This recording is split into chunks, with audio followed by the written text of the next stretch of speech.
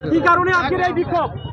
আজকের আমাদের মূলত এই বিক্ষোভ আমরা ভারতীয় জনতা পার্টির এই ডায়মন্ড হারবার বিধানসভার একনিষ্ঠ কর্মী সব আমরা যুব সমাজ 2021 সালে নরেন্দ্র মোদীজির আহ্বানে আমরা দলটা করতে এসেছিলাম, কিন্তু এসে আমরা আজকের ঘর ছেড়ে কেউ মার খাচ্ছি, আমরা এভাবেই আমাদের চলতে হচ্ছে।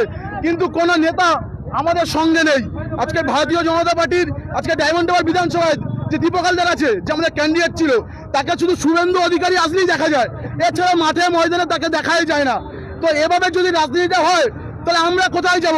আজকের উপরতলার নেতারা নেত্রীরা সব তৃণমূলের সাথে সেটিং করে সব কিছু দল চালাচ্ছে। আজকে সেই কারণেই আমাদের বিক্ষোভ ছিল, এবং এই বিক্ষোভে আমরা সুকান্ত মজুমদারের কাছে একটু কথা বলতেছিলাম সাথে, কিন্তু সেই সময়টুকু আমাদের দেওয়া হলো না। আমাদের সিআরপিএফ বাহিনী ছড়িয়ে দিয়ে ঠেলে দিয়ে আপনাদের ক্যামেরায় আছে, তারা বেরিয়ে গেলেন। দিলীপ ঘোষ জিন্দাবাদ বলছিলেন। আমরা দিলীপ ঘোষের অনুগামী। সব থেকে বড় কথা হচ্ছে দিলীপ ঘোষের নেতৃত্বে আমরা দলটা করেছি 2021 সালে।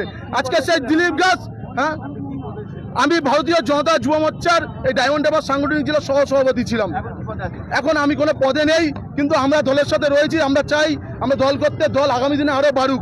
আমরা মার খাই, যা খাই, জেল খাটি, আমরা দলের সাথে থাকতে চাই, কিন্তু নেতারা তৃণমূলের নেতাদের সাথে সেটিং করে এভাবে দল চালালে দলটা চলবে না।